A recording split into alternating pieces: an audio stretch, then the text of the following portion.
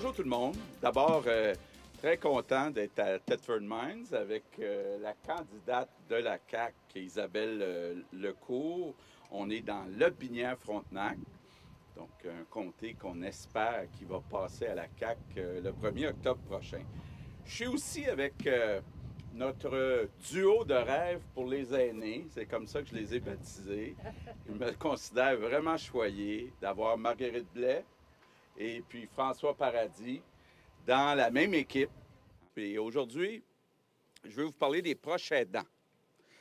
Sujet important au Québec. On estime qu'il y a 1,6 million de personnes qui se démènent chaque jour pour un proche qu'ils aiment. Des hommes, souvent, plus souvent des femmes, qui soutiennent leurs conjoints, leurs parents, un enfant handicapé. Et ce sont, pour moi, des héros, des héroïnes qu'on a le devoir d'aider comme société. On doit mieux reconnaître leurs contributions légalement et financièrement. Donc, c'est pour ça que je suis très content aujourd'hui de prendre 6 engagements pour les proches aidants. Le premier, avec beaucoup de fierté, je vous annonce qu'un gouvernement de la CAQ va doubler le crédit d'impôt qui est donné pour les proches aidants. Actuellement, le maximum est à 1 176 $. Le maximum va passer à 2 500 $. Deuxièmement, puis on va les visiter un petit peu plus tard aujourd'hui dans la journée, un gouvernement de la CAQ va contribuer à la construction de 20 maisons Gilles Carle au cours des 10 prochaines années. Ces maisons-là, je le rappelle, c'est pour offrir du répit aux proches aidants. Et donc, avec la fondation de la maison Gilles Carle, qu'on va visiter un peu plus tard aujourd'hui à Cowansville, bien, ils ont fait une demande, puis on accepte cette demande-là en partenariat de construire 20 maisons, donc dans les différentes régions du Québec, comme répit pour les proches aidants. Troisième engagement, je sais que Marguerite y tient beaucoup à celui-là, on s'engage à adopter la première politique nationale des proches aidants de l'histoire du Québec. Et on va le faire, bien sûr, en consultant les groupes communautaires, consultant le regroupement des aidants naturels du Québec. On va consulter les spécialistes, les chercheurs, et donc ça sera fait et on en est très fiers. Puis il y aura aussi une équipe de coordonnateurs qui sera déployée dans chaque région du Québec pour faire le suivi des mesures de cette politique nationale. Je propose aussi, comme engagement, d'avoir un plan d'intervention, donc un dossier médical, pas pour les aider, ça existe déjà, mais pour les proches aidants. On sait que c'est difficile, puis dans certains cas, il y a besoin d'avoir un suivi. Donc, il y aura maintenant un dossier médical pour les proches aidants, puis un suivi qui sera fait. Cinquièmement, la CAQ va créer un observatoire pour les aînés. Et finalement, on aura aussi un financement qui viendra, on veut le confirmer maintenant, renouveler ce qui est fait actuellement avec la famille Chagnon. C'est qu'actuellement, il y a un fonds de soutien pour les proches aidants qui est financé en partie par le gouvernement, en partie par la Fondation Chagnon. Cette entente se termine en 2021. Il y a des gens qui sont inquiets. J'en ai rencontré, entre autres, avec Marguerite dans les Laurentides. C'est important d'assurer qu'à partir de 2021, le gouvernement va continuer de financer un 15 millions de $, sa contribution à ce fonds de soutien. Donc, je suis très fier de ces engagements. Ça fait 15 ans que les libéraux sont au pouvoir. Ils n'en ont pas fait assez pour les proches aidants.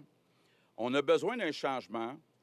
Puis le seul parti qui peut battre les libéraux le 1er octobre prochain, c'est la CAQ.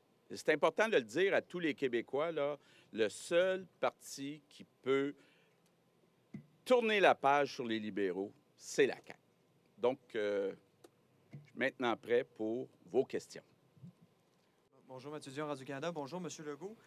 Vous avez dit que les libéraux n'en ont pas assez fait. Qu'est-ce qu'ils n'ont pas assez fait au sujet des proches aidants? Juste élaborer un petit peu plus. Là. Bien, les 6 mesures. D'abord, le crédit d'impôt à 1 100 $. Je pense qu'il est temps qu'il soit bonifié. On veut le bonifier à 2 500 $. Il est temps qu'on ait une politique nationale des proches aidants. Il était temps qu'on ait des maisons de répit dans toutes les régions du Québec. Donc, les différentes mesures qu'on propose auraient dû être mises en place depuis longtemps. Non, mais le gouvernement libéral ne s'est pas préoccupé des proches aidants, votre Bien, point pas de vue? assez, pas assez. OK. 2 500 $, est-ce que c'est suffisant pour venir en aide aux proches aidants ou c'est le maximum qu'on pouvait aller? C'est un pas dans la bonne direction. On vient doubler le montant. C'est quand même un montant important. C'est un pas dans la bonne direction. Et Mme Blais, peut-être vous entendre là-dessus, Oui. vous qui avez livré bataille beaucoup, juste vous entendre au sujet des proches aidants. Est-ce que 2 500 $, c'est suffisant à votre point de vue ou un gouvernement du Québec a le devoir d'aller encore plus loin? Alors, la proposition qu'on fait aujourd'hui, je suis contente qu'on parle des proches aidants parce que c'est véritablement le changement que propose la coalition Avenir Québec. C'est pas seulement 2 500 $, c'est une politique qui sera élaborée avec les réseaux comme le Réseau des aidants naturels du Québec qui regroupe 75 organismes.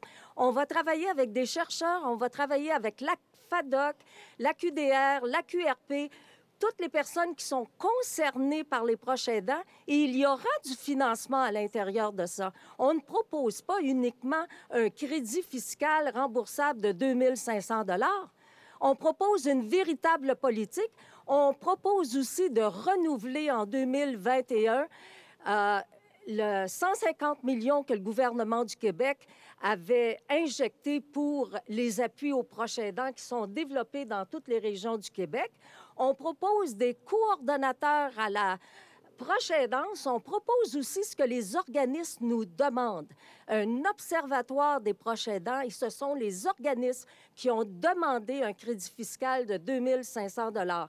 Donc, on a écouté les organismes et nous répondons aujourd'hui à leurs demandes. Alors ça, là, c'est un beau changement et c'est vraiment une annonce positive pour les Québécoises, les Québécois qui, à tous les jours, doivent s'occuper d'un enfant malade, d'une personne âgée malade, d'une personne vieillissante atteinte de trisomie ou de toutes sortes d'autres formes de maladies. Moi, je considère en plus que des maisons de répit pour les aider et les aidants, c'est une nouveauté et ça, c'est le changement que propose notre chef François Legault ce matin. Antoine Robitaille, Journal de Montréal. En Oui. 2007-2008, il y a eu une grande consultation sur les conditions de vie des aînés qui avait été lancée par Marguerite Blais. Or, dans les conclusions, il y a un des deux coprésidents qui disait que ça prendrait un investissement de 500 millions de dollars. Oui. Ça, c'est il y a 10 ans. Là, vous arrivez avec 93 millions. Est-ce que c'est assez? Est-ce que quel chemin on a parcouru depuis, Mme Blais? Bien, là, il y a plusieurs. Juste pour faire une petite précision, là, il y aura une autre sortie, là, je vous donne un scoop, sur le soutien à domicile. Hein. Là, c'est inclus aussi dans ce travail-là. Il y aura éventuellement aussi une politique nationale des proches aidants et il y aura des moyens d'attacher à cette politique-là. C'est sûr là, que c'est un pas dans la bonne direction. On n'a pas tout réglé les problèmes avec les annonces d'aujourd'hui, mais c'est un pas dans la bonne direction. Puis la prochaine étape, bien, d'abord, soutien à domicile, il faut en faire plus. Puis deuxièmement, une fois qu'on aura la politique nationale des proches aidants, on pourra aussi faire un autre pas. Vous ajouter quelque chose? Allez-vous reconsulter? Tout fonctionne ensemble. Il faut tout d'abord qu'il y ait le maintien à domicile parce que les gens veulent rester à domicile le plus longtemps possible. Pour les maintenir à domicile, il faut soutenir les proches aidants qui s'occupent des personnes malades à domicile. Et pour ça, ça prend une politique qui englobe ce que les gens veulent à l'intérieur de ça. On sait déjà pas mal par les organismes où la coalition Avenir Québec s'en va. Par contre, c'est seulement démocratique de pouvoir les réunir dans un forum et de leur demander ce qu'ils veulent faire. Donc, il faut Jamais la consulter encore? Jamais la coalition Avenir Québec va commencer par faire des politiques en partant du haut vers le bas, va toujours partir du bas pour aller vers le haut, et je crois que c'est le succès de la réussite. Troisièmement, ça prend des maisons différentes que nos anciens CHSLD pour accueillir les personnes qui sont lourdement en perte d'autonomie. Donc, maintien à domicile, proche aidant, maison des aînés, s'occuper des personnes en situation de handicap, que ce soit des enfants ou que ce soit des adultes, cela fait partie d'un tout. Aujourd'hui, on annonce la politique nationale de proche aidant et différentes mesures, mais vous allez voir que la campagne électorale n'est pas terminée et que nous aurons la chance de pouvoir parler du maintien à domicile. On est à Thetford Mines. Oui. Si vous regardez à votre gauche, il y a un parc de résidus miniers. Là. Oui. Vous parlez beaucoup de développement des entreprises, il faut créer des emplois, il faut susciter de la création, amener de la richesse. Oui. Parlez jamais d'environnement. Comment on fait ça, amener de la richesse, puis avec la protection de l'environnement, alors que vous n'en parlez jamais? Bon. D'abord, quand on parle d'environnement, je suis content que vous posiez la question. La plus grande contribution que le Québec peut faire pour la planète, ce serait d'exporter plus d'hydroélectricité. On est chanceux, on a des barrages avec l'hydroélectricité, on pourrait ajouter d'autres barrages. Puis ce qui est important, c'est de remplacer des centrales au charbon, des centrales au gaz, des centrales nucléaires qu'il y a chez nos voisins. Là. Il n'y a pas un mur entre le Québec puis l'Ontario. Il n'y a pas un mur entre le Québec et puis les États-Unis. On est tous sur la même planète. Puis la plus grande contribution qu'on pourrait faire, c'est l'hydroélectricité. Puis honnêtement, je suis fâché et surpris d'entendre Philippe Couillard dire que l'hydroélectricité, c'est une chose du passé. Moi, je pense que ça n'a jamais eu autant d'avenir, l'hydroélectricité. Puis il n'y aura jamais un gouvernement, peut-être depuis Robert Bourassa, qui va en faire autant que la CAQ pour développer l'hydroélectricité, pour convaincre nos voisins. D'abord, c'est mieux pour l'environnement et deuxièmement, c'est moins coûteux que la plupart des autres centrales. Donc, il faut faire cette contribution. Évidemment, le transport en commun, hein, on a un grand projet. On veut prolonger le REM à Montréal. On est d'accord avec le projet à Québec. J'ai écrit un livre sur le projet Saint-Laurent, une des grandes ressources qu'on a. Quand on prend le Saint-Laurent et les Grands Lacs, c'est 20 des sources d'eau potable au monde. Il faut les protéger. Actuellement, quand il y a de fortes pluies, les usines d'épuration ne suffisent pas. La décontamination dans les grandes villes. J'en ai parlé à Sherbrooke, j'en ai parlé à Montréal. Il faut décontaminer les terrains dans les grandes villes. Donc, il y a beaucoup de propositions en environnement. Faire du développement durable, c'est important.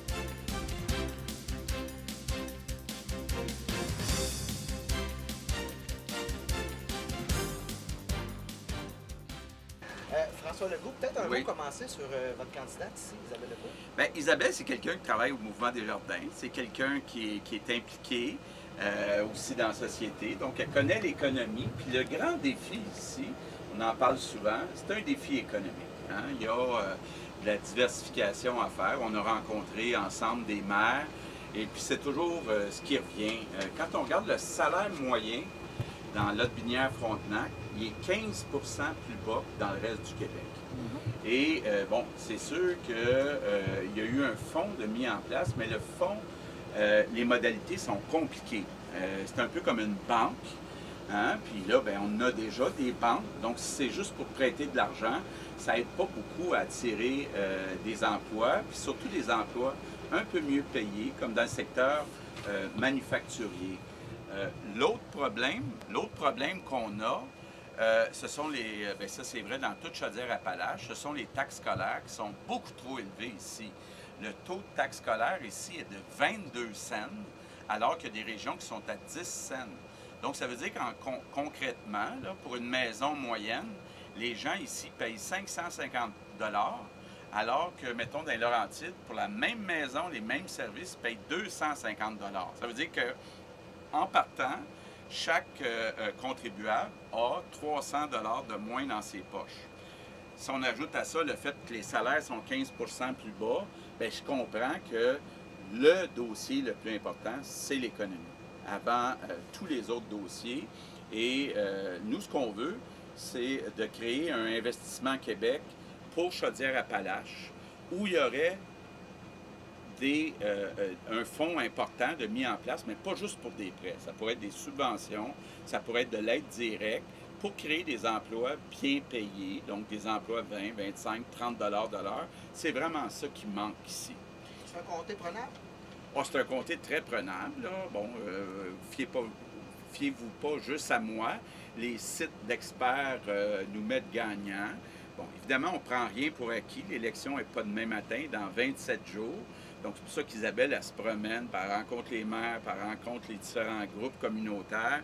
Puis, moi, j'ai bon espoir que Lotbinière-Frontenac, bon, c'était longtemps un ministre, Laurent Lessard, qui ne se représente pas. Ça nous donne une chance aussi parce que, bon, on avait quelqu'un de connu, là, on n'a pas quelqu'un de connu. Donc, moi, je pense que la CAQ va faire une percée dans Lotbinière-Frontenac. C'est pour ça que je suis venu souvent. Je suis venu, entre autres, aux Jeux du Québec. Je pense que j'étais le seul chef qui est venu au début. Et je vais continuer d'encourager Isabelle pour que le comté devienne caquiste. Vous parlez beaucoup d'économie. J'en avais juste Oui. une dernière. Oui. Résidus miniers, Oui. à cause de la merde, bon, il y a des règles qu'il faut qu'ils respectent quand ils refont les trottoirs, les stationnements. Il y a aussi des projets de valorisation de ces résidus-là. Beaucoup d'embûches, par exemple, à l'heure actuelle. Qu'est-ce qu'on veut faire du côté de la CAQ? Là, ce que les élus locaux nous disent, c'est que c'est exagéré. OK? Que les mesures, d'abord, coûtent très, très cher et sont exagérées par rapport aux risques. Bon, évidemment, on n'est pas des experts nous-mêmes. Il y a une décision du gouvernement fédéral qui s'en vient. Mais ce que les élus locaux nous disent, c'est que c'est exagéré, les mesures. C'est rendu quand on fait des viaducs, tout le monde s'habille comme avec des scaphandriers, bien, il y a peut-être exagération. Juste un mot en terminant. Bien, mieux parce que sinon, ça va aller mal. Prochain dent, les libéraux ils n'en ont pas fait assez en 15 ans. Bien non, puis je suis content. On est venu l'annoncer aujourd'hui, puis venir visiter une résidence. On pense d'abord que le crédit d'impôt n'a pas été revisé depuis longtemps. C'est 1 100 $ maximum par personne. Nous, on va le doubler à 2 500 $. On veut aussi créer des maisons de répit dans toutes les régions, les maisons Gilles Carle en association avec Chloé Sainte-Marie. Puis j'étais bien fier d'être ici ce matin aussi avec Marguerite Blais et François Paradis qui connaissent bien le sort des aînés. On va faire une politique nationale des aînés, on va consulter, puis il y aura d'autres mesures qui vont être mises en place si on a un gouvernement de la CAQ parce qu'il faut plus aider nos proches aidants. Alors, vous parlez beaucoup d'économie, M. Legault, Oui. mais ici, on a une problématique de grande pauvreté, un axe Montmagny-Etchemin-Appalaches. Les organismes communautaires, donc, pallient à beaucoup de services qu'on n'a pas en région. Je vais commencer par une question plus axée sur les télévisions et les médias communautaires, parce qu'en 1995, il y a un énoncé politique qui a été adopté, avec que 4 % du budget publicitaire des ministères et des agences gouvernementales soit alloué aux télévisions communautaires. On n'a jamais atteint le 4 % et depuis 10 ans, c'est en constante diminution. On a plusieurs télévisions communautaires qui ne réussissent pas à rester ouverts à l'année, alors que les médias locaux sont d'une grande importance. Quand on est en région, puis que la seule fois qu'on entend parler de notre région, c'est parce qu'il y a une tornade en quelque part, il y a un problème. Qu'est-ce que la CAQ entend faire pour assurer le financement de ces médias? Oui. Moi, je prends l'engagement, si on est au gouvernement, de faire une commission parlementaire avec des représentants de tous les partis pour voir, et je sais qu'il va falloir que le gouvernement du Québec investisse dans le financement des médias locaux, que ce soit les télévisions communautaires, les journaux locaux, les radios locales. Pour moi, c'est absolument nécessaire pour la démocratie de garder ces médias locaux et ces télévisions communautaires. Un peu partout dans le monde, on se pose cette question-là parce qu'il y a beaucoup des revenus publicitaires qui est passé sur Internet et c'est devenu difficile de survivre pour beaucoup de médias locaux. Puis pourtant, c'est essentiel. Essentiel pour que les gens soient informés avec leurs nouvelles locales, puis essentiel pour avoir une diversité d'opinions. Donc, il y aura un financement qui sera donné. Puis je veux le faire d'une façon non partisane parce que tous les parlementaires, peu importe le parti, apprécient leurs médias locaux. Mais c'est bien beau les apprécier, mais il va falloir avoir un financement gouvernemental pour les médias locaux. Maintenant, Il ne nouveau... faut pas que ça soit à la pièce. Actuellement, le gouvernement libéral a commencé à faire des ententes, là, que ce soit avec le groupe de Martin Cochon ou avec... On ne peut pas faire ça là, parce que le gouvernement se retrouve dans une position de conflit d'intérêts. Ça va être fait par tous les partis avec des mesures qui s'appliquent à tous les médias. Donc, ce que vous dites, là, parce qu'on parle beaucoup de financement d'organismes communautaires, qui est du financement par entente de service ou à la pièce, sous forme de sous-traitance. Est-ce que le financement des organismes communautaires n'est pas financé de manière prévisible? Donc, la vision de la CAQ à l'égard du financement de la mission globale des organismes communautaires, vous êtes pour ça, vous? Oui. Bien, écoutez, actuellement, les organismes communautaires passent beaucoup trop de temps à rechercher du financement par rapport à donner des services. Et il n'y a pas de prévisibilité, ce qui fait que c'est difficile pour les organismes d'embaucher des gens parce qu'ils ne savent pas à moyen terme où ils s'en vont. Donc, nous, on veut mettre un financement sur 3 ans. Donc, que les organismes sachent où ils s'en vont pour 3 ans. Donc, la position de la CAQ quant au respect de la politique de reconnaissance de l'action communautaire, elle est très claire. Absolument. On est d'accord avec la politique de reconnaissance et on veut aussi un financement qui soit pour 3 ans. Ici, dans la région ou dans la MRC des Appalaches, on voit peu à peu disparaître nos directions régionales. Oui. Ce sont des emplois qui sont bien qui sont quand même importants. C'est des entrées d'argent, c'est des consommateurs, c'est bon pour l'économie. Alors, ces directions générales-là, et c'est le pouvoir décisionnel aussi de la région là, qui disparaît peu à peu. Qu'est-ce que vous avez l'intention de faire pour ça? Bien, il faut décentraliser. J'entendais malheureusement Philippe Couillard ce matin dire qu'il va décentraliser. Sauf que depuis 15 ans, le gouvernement libéral a fait exactement le contraire, en particulier en santé. On a eu un ministre, Gaétan Barrette, qui a centralisé des services, que ce soit Optilab, que ce soit des services plus pointus dans certaines spécialités. Et c'est pas bon, même dans le secteur privé, si on veut motiver les personnes qui travaillent dans les établissements, il faut leur laisser de la marge de manœuvre. Il faut plus décentraliser, pas moins décentraliser. Puis ce sont ceux qui sont dans les établissements qui sont les mieux placés pour choisir les moyens les plus appropriés pour leurs patients ou pour leurs clients. Donc, il faut décentraliser. Il faut qu'il y ait des postes actuellement qui sont à Lévis, qui reviennent dans chaque MRC. Puis il faut qu'il y ait des postes à Québec qui soient décentralisés dans chacune des régions du Québec. On a un système qui est beaucoup trop centralisé. C'était le comble avec Gaétan Barrette. Et je pense que les libéraux n'ont pas de crédibilité quand ils disent que là, tout à coup, après 15 ans, ils viennent de découvrir qu'ils ont trop centralisé. Nous, on va le faire. Le gouvernement de la CAQ va décentraliser les services, puis on va transférer des postes dans les MRC, des postes qui actuellement sont trop centralisés. Une dernière question un peu plus pointue. Je n'ai pas entendu beaucoup parler d'agriculture. Bien, oui, de la gestion de l'offre. Oui. Mais ici, dans la région, on parle du secteur sud des Appalaches. En s'en allant vers le bas du fleuve, les agriculteurs font face à une sécheresse, sont en grande difficulté dans plusieurs régions depuis plus qu'1 an. Ça risque d'être un problème auquel vous devrez faire face si votre gouvernement est élu. Qu'est-ce que vous envisagez à ce propos-là? Bien, je pense qu'on doit plus aider nos agriculteurs, en particulier dans les grandes cultures. Parce que, bon, du côté des œufs, de la volaille puis du lait, on est tous d'accord pour protéger l'offre. Du côté du porc, parce qu'il y a beaucoup de producteurs de porc, il y a toute l'ASRA, la financière agricole. Mais pour les grandes cultures, il n'y a pas beaucoup d'aide directe qui est donnée. Pourtant, ce sont des entrepreneurs. Donc, on voudrait qu'en plus de la financière agricole, que les agriculteurs aient accès aussi à Investissement Québec quand ils ont un projet d'agrandissement, puis de revoir aussi les programmes de couverture de risque pour les problèmes de sécheresse et autres. Quels sont les objectifs de la CAQ dans la région Lotbinière-Frontenac pour un prochain mandat? Bien, ce qu'on veut d'abord, c'est de faire élire Isabelle Lecourt. Deuxièmement, c'est vraiment l'emploi, créer des emplois payants. Si on veut garder notre monde dans Lotbinière-Frontenac, il faut qu'il y ait des emplois bien payés. Et si on veut même ramener certaines personnes, il faut des emplois bien payés. Fait que la clé, c'est vraiment ça. Puis qu'on ramène les taxes scolaires au même niveau qu'ailleurs, il n'y a pas de raison que les gens ici payent 2,5 fois le taux de taxes scolaires que ce qui est payé dans d'autres régions. Bien, on fait face ici à un manque de main-d'œuvre, en fait. On manque pas d'emploi.